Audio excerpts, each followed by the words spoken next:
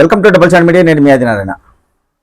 ఇటీవల కాలంలో వైఎస్ఆర్ కాంగ్రెస్ పార్టీకి విజయసాయి రెడ్డి రాజీనామా చేశారు. అలాగే తన రాజ్యసభ సభ్యత్వాన్ని కూడా రాజీనామా చేయడం జరిగింది. పూర్తిగా ఆయన రాజకీయాల నుంచి విరమించుకొని వ్యవసాయం వైపు వెళ్తున్నానని చెప్పడం జరిగింది. అయితే ఆయన రాజీనామా చేసిన తర్వాత ఇటీవల కాంగ్రెస్ పార్టీ అధ్యక్షురాలు వైఎస్ షర్మిలారెడ్డితో భేటీ అయ్యారు. దీంతో ఆయనపై మళ్ళా ప్రచారం ఒకటి ప్రారంభమవుతుంది. ఆయన ఏమైనా కాంగ్రెస్ పార్టీలోకి వెళ్తున్నారా, అందుకే వైఎస్ షర్మిలారెడ్డిని కలిశారా అనే ప్రచారం ఒకటి ఇప్పుడు వైరల్ అవుతుంది. దాదాపు షర్మిలమ్మతో ఆయన 3 గంటల పాటు సుదీర్ఘంగా చర్చించారంట విజయసాయిరెడ్డి గారు. వారిద్దరి మధ్య చాలాసేపు చర్చ సాగడంతో రాజకీయాల్లోకి ఏమన్నా మళ్ళీ వెళ్ళబోతున్నారా అనే ప్రచారం సాగుతుంది. అయితే విజయసాయిరెడ్డి గారు షర్మిలారెడ్డిని ఎందుకు కలిశారు, ఆయన రాజకీయాల నుంచి తప్పుకున్నారు కదా, ఇప్పుడు ఆమెను కలసాల్సిన అవసరం ఏమొచ్చింది అనేది రాజకీయ నాయకులు చర్చించుకుంటున్నారు. అయితే గతంలో వైసీపీలో ఆయన ఉన్నప్పుడు వైఎస్ జగన్మోహన్ రెడ్డి, వైఎస్ షర్మిలారెడ్డి వీరిద్దరి మధ్య ఆస్తుల వివాదంలో షర్మిలారెడ్డిపై ఆయన కొన్ని వ్యాఖ్యలు చేయడం జరిగింది.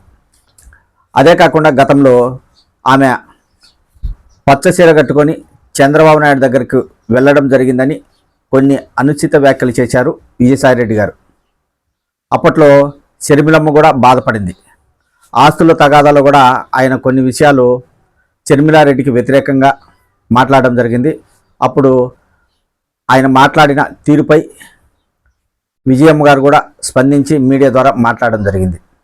అయితే విజయసాయిరెడ్డి గారు పూర్తిగా రాజకీయాల నుంచి తప్పుకుంటున్నారు కాబట్టి ఎవరి దగ్గర వ్యతిరేకంగా ఉండకూడదు, ఎవరికి టార్గెట్గా ఉండకూడదు అనే ఉద్దేశంతో షర్మిలారెడ్డిని కలిసి గతంలో తనపై చేసిన వ్యాఖ్యలు రాజకీయంగా మాత్రమే చేశాను, వ్యక్తిగతంగా ఎలాంటి కక్ష లేదు, తనపై తప్పుడు ఉద్దేశం పెట్టుకోకూడదని షర్మిలారెడ్డికి చెప్పడానికి విజయసాయిరెడ్డి వెళ్ళి ఉంటాడని కొంతమంది రాజకీయ విశ్లేషకులు చెప్తున్నారు.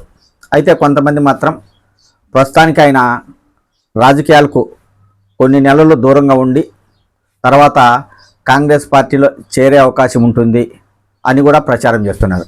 మొత్తానికైతే విజయసాయిరెడ్డి గారు అయితే రాజకీయాల నుంచి పూర్తిగా తప్పుకోవాలి అనుకున్నారు. ఆయనకి ఇంకా రాజకీయాలు వద్దనుకున్నారు. అందుకే ఆయన రాజ్యసభ సభ్యుడిగా ఇంకా 3 ఏళ్ళు కాలం ఉన్నా కానీ ఒకవేళ ఆయన రాజీనామా చేస్తే ఆ రాజ్యసభ సీటు కూటమి ప్రభుత్వానికి వెళ్తుందని తెలిసి కూడా రాజకీయాలు వద్దనుకొని ఆయన రాజీనామా చేయడం జరిగింది. అయితే ఆయన మళ్ళీ కాంగ్రెస్ పార్టీలో చేరి సాధించేది ఏముండదు. ఆయన కాంగ్రెస్ పార్టీలో చేరినంత మాత్రాన ఆయనకేమీ రాదు. ఆంధ్రప్రదేశ్లో కాంగ్రెస్ పార్టీ పరిస్థితి ఎలా ఉందో అందరికీ తెలుసు. ఎవరికి వ్యతిరేకం కాకూడదు అనే ఉద్దేశంతోనే ఆయన రాజకీయాల నుంచి తప్పుకుంటున్న సమయంలో పవన్ కళ్యాణ్ గురించి మాట్లాడారు, చంద్రబాబు గారి గురించి మాట్లాడారు, ప్రధానమంత్రి నరేంద్ర మోడీ గురించి మాట్లాడారు, హోంశాఖ మంత్రి అమిత్ షా గురించి మాట్లాడారు. అందరి గురించి ఆయన బాగా పాజిటివ్గా మాట్లాడారు. నాకు ఎవరితో వ్యక్తిగతంగా కక్షలు లేవు, నేను వ్యాఖ్యలు ఏవైనా చేసి ఉంటే అవి రాజకీయంగా మాత్రమే చేశాను, అంతకుమించి నాకు ఎవరి మీద వ్యక్తిగత కక్ష లేదంటూ విజయసాయిరెడ్డి గారు చెప్పడం జరిగింది.